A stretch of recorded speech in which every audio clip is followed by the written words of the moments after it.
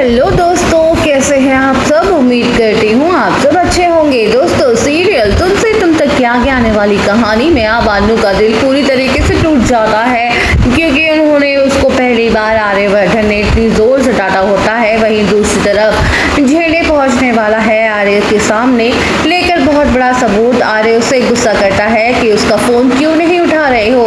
फिर वहां पे वो देखता है कि आर्य सर को उसको देखकर वो शॉक्ड हो जाता है। जी हाँ दोस्तों, आने वाले एपिसोड में आपको देखने को मिलेगा यहाँ पे जब अनु उस कमरे को खोलने ही वाली होती है कि तभी वहां पे आर्य पहुंच जाता है। बहुत ही जोर से अनु पर चिल्लाते हुए उससे डांटता है, जिससे अनु काफी ज्यादा घबरा जाती है और पीछे मुड़ के देखती है तो आर्य सर बहुत ज्यादा गुस्से में होते हैं।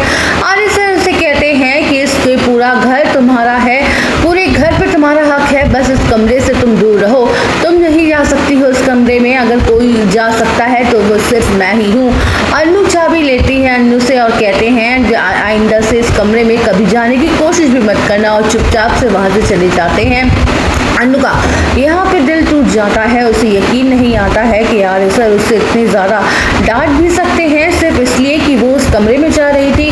फिर अनु वहाँ पे खड़े खड़े रोने लगती है और यहाँ पे अनु बहुत ज़्यादा इमोशनल हो जाती है। दूसरी तरफ देखेंगे कि अनु को लगता है कि आखिरकार इस कमरे में ऐसा क्या है जो आर्य सर वहाँ पे जाने नहीं देते हैं और सिर्फ आर्य सर ही क्यों जाते हैं। यहाँ पे मानसी मैम ने भी कहा था कि इस कमरे में ये तो आर्य सर ही जाते हैं, उनकी पत्नी जाएगी या फिर मैं कोई नहीं जा सकता है। फिर वो कमरे में ही जाती है, यहाँ पे आर्य सर होते हैं। उसके बाद आर्य सर अभी तक गुस्से में बैठे होते हैं। यहाँ पे देखेंगे आर्य सर फिर अनु से सॉरी कहते हैं और कहते हैं कि मैंने गुस्से में तुम्हें बहुत ज़ोर से बोल दिया, बहुत ज़ोर से डांट दिया, अब तुम यहाँ से नहीं जाना। ये कमरे में सिर्फ मैं ही जाता हूँ उस कमरे में, इस कमरे से घर में कोई भी इसका पर्सनल नहीं जाता है।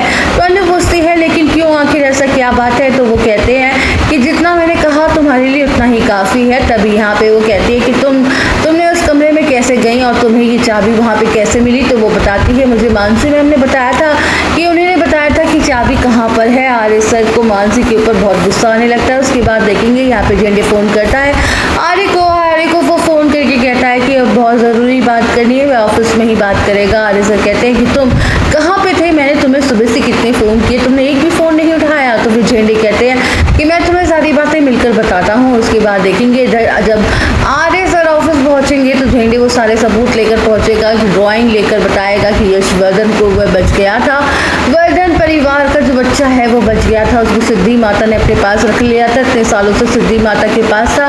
फाइनली वो उस घर पे वापस लौट आया है यशवर्धन, जिसको सुनने के बाद आर्य एकदम शॉक्ड हो जाता है, क्योंकि पहले से आर्य सर के दिमाग में यशवर्धन चल गया था और जब से उन्होंने वो ब्रेसलेट देखा था तब से उनके मन में यही सब कुछ चल रहा होता है। तो उसे लगता है कि यशवर्धन जिंदा है, वह तो मरा नहीं है।